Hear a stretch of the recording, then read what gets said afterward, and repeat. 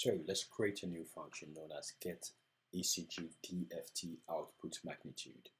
So I'm just going to make a copy of this one over here, and I'll bring it down here, and then I'll say get underscore ECG underscore DFT underscore output magnitude, and over here I'm going to change this to ECG length, and over here I'm going to say ECG REX because we're trying to get the magnitude of the ECG REX. Over here ECG underscore REX, and we can put a magnitude of this function up there and call it. Just copy this. We can put the prototype of this function, and then now we can replace this function in the main function with get ECG. Over here, get ECG underscore DFT output magnitude. Now we can rebuild, then download onto our board. So now let's go to the debug view. I'll click over here and then OK. And then I'll click here to run. And this is it. It took a while. It took about 10 seconds to generate the real part of the frequency spectrum. So this is what it looks like. So this is the DFT of the ECG signal. We're plotting the real part. So this is what it looks like. Now we're going to take this real part. We're going to take the real part and the imaginary part. Actually, the real part. This is just the magnitude of the real part. Let's get the array. These arrays rather. Let's add them to watch window and see their values. Watch window 1. This is ECG REX and ECG IMX. Then add this to watch window as well. So these are the values stored in the REX, and this is the imaginary part values. So we're going to take the content of these arrays and generate the original ECG signal from it. So these are the frequency domain values in these two arrays. We're going to take these frequency domain values and generate the time domain signal from these. So let's get to it now. Let's develop our IDFT algorithm. So let's design our IDFT algorithm. So this function is going to have 4 arguments. The first argument is going to be where the computed time domain signal is going to be stored, which is going to be just an array. The first argument is the array to store the computed time domain signal. The second array is going to be the array that contains the input real part frequency domain. And then the third argument is going to contain the input imaginary part frequency domain. And the last argument is just going to contain the length of the signal. So this is what it looks like. We'll put the function here. And let's create a number of local variables. I'll just have int I, j, and k. And what we're going to do is, the first thing we have to do is find the cosine and sine wave amplitudes. So I'm just going to come here and use the k iterator. For k equals 0, k is less than DFT length divided by 2, k plus plus, and we can just say signal source array k equals signal source. Let's start with the real part, REX. Signal source array REX equals signal source REX array like this, k divided by, over here, IDFT length over 2, like this, just like the equation we saw in the theoretical part. So this is it. So this is how we find the sine wave of the imaginary part. REX array k equals signal source REX array k divided by IDFT length over 2. So we're going to do the same for the imaginary part, but the imaginary part is going to have a minus, just like we saw in the equation. Signal source IMX array k equals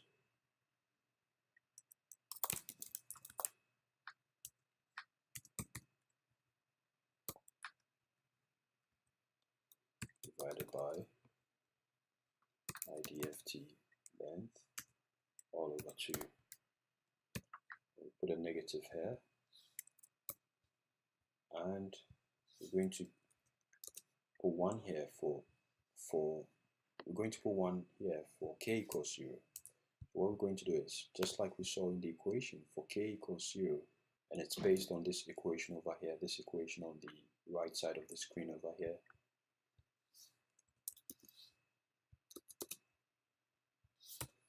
So we'll just put 0 here.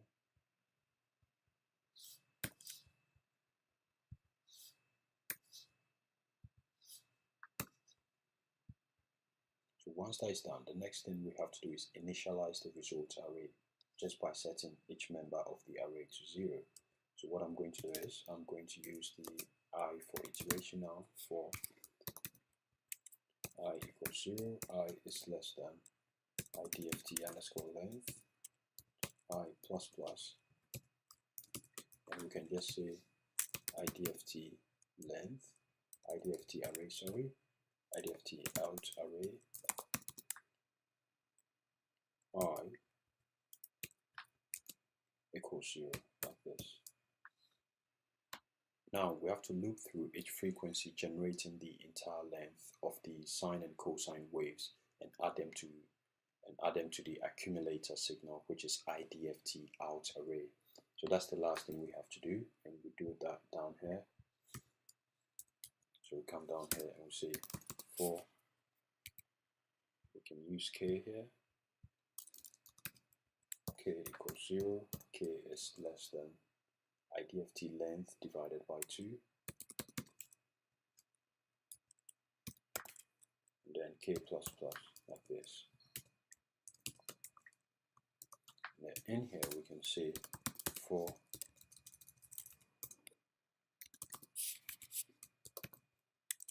I equals 0, I is less than IDFT length, I plus plus.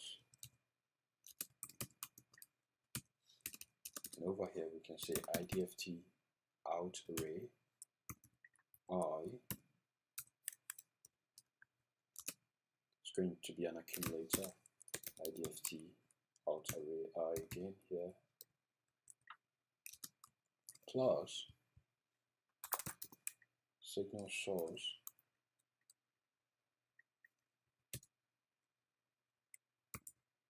array xk, like this, times the cosine into bracket 2 times pi times k times I. Remember this equation. So rather than type it, I'll just bring it over here like this. So IDFT output array I equals IDFT output array I plus signal source array x array k times cos times cos into bracket 2 times pi times k times I over IDFT length. And once we've done this for the real part, we're going to use the same thing and accumulate the imaginary part into the same variable, or into the same point, if you may. So this has accumulated the real part into the same point I. I'm going to do the same, accumulating the imaginary parts of the frequency domain signal to the same point I. And now we have the time domain signal of I. So this is it. Very simple, like this. If you have any questions, just send me a message, or if you have any questions, just revisit the lectures on how to find the IDFT, the theoretical lectures. So once this is done, we can take the prototype of the function up there and get the inverse discrete Fourier transform of our signal. So let's create another array here to store the output. I'm going to create an array here, float 32 underscore t, and I'm going to call this IDFT output array.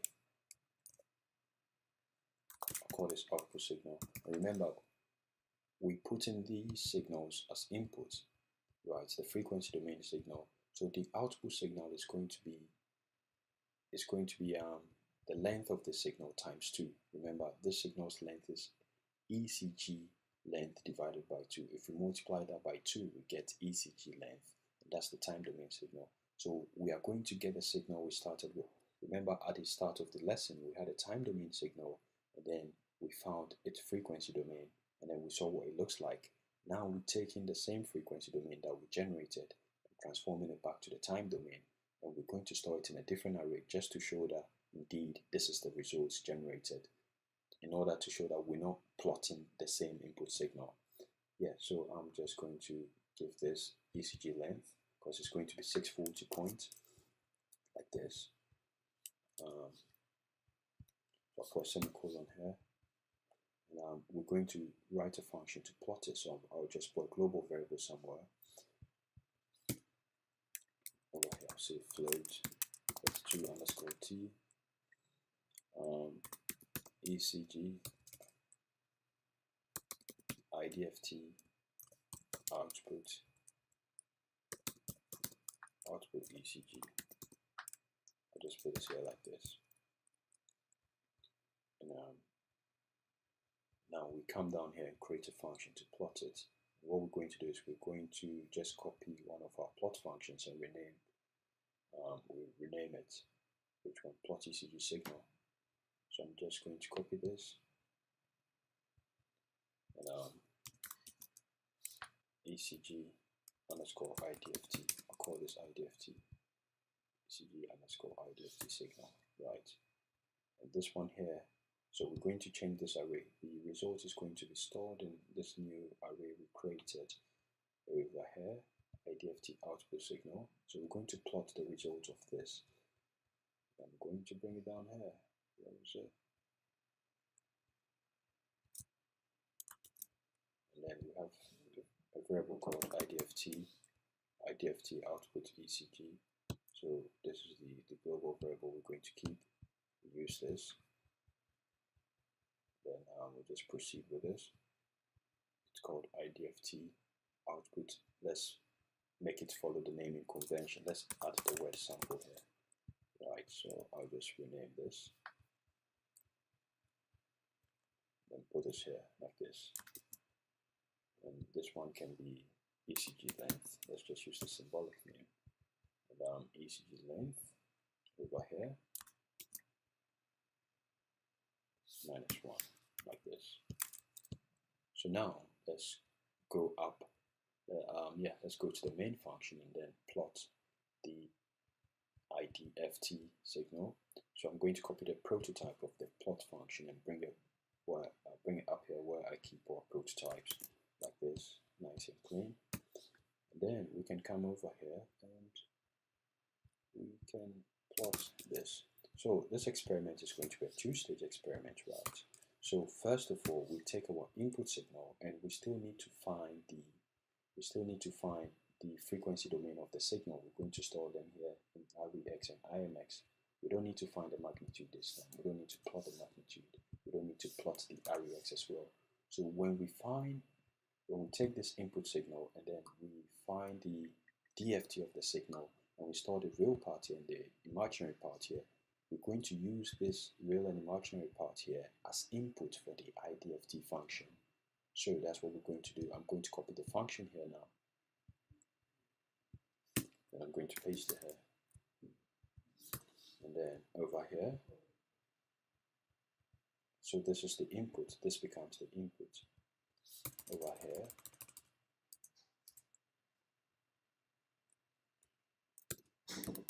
ECG REX becomes the input. Over here, and then ECG IMX becomes the input over here as well. And let's go IMX. And then over here, the IDFT length is going to be the same as the signal length, right? Because it's going to be the time domain signal. We have a typo here. It should be 8. It should be ampersand, sorry. And the output array here is the one we created. This one here, where is it? IDFT output sig. So we copy this, and then we'll put this here. And now just put this here like this. Yes, and that's how we call the function. So I'll just recap a bit. So we have an input ECG signal, which we saw earlier. We use this as an input. We find the discrete Fourier transform of the signal, and the real part of the frequency domain is stored in this array. The imaginary part is stored in this array. Once we found the frequency domain, we come to this next line and find the inverse DFT.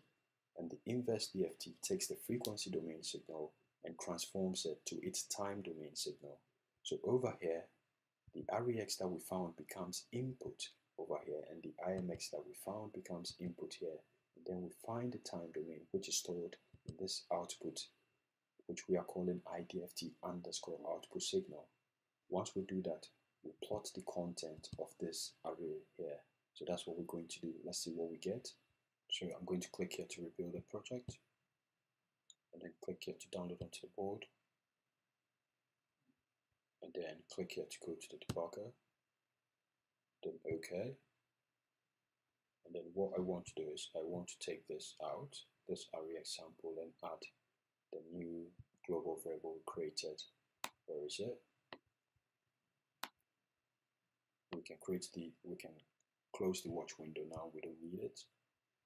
So we have this one, IDFT output ECG sample. We right click and add it to the logic analyzer. So we can change the color by set, then over here. So we can change the color to a much more clearer color. We can use this yellowish color. Click OK over here, and then close. Then here I right click and make it adaptive. Now let's click here to run the code. I'll click over here. It's going to take a while. So this is it. This is the IDFT. You can zoom in. This is it. So we've successfully generated the time domain signal from the frequency domain signal. Looks excellent. What we're going to do now is we're going to plot the time domain that we started with, the actual signal that we started with, and then we plot the IDFT result on the same window here and compare whether it looks exactly the same. So let's do it. So I hope you understand what's going on here. We've taken the real and imaginary part from the DFT that we ran, and then we've taken that to generate this time domain signal here. That is it. Let's move on.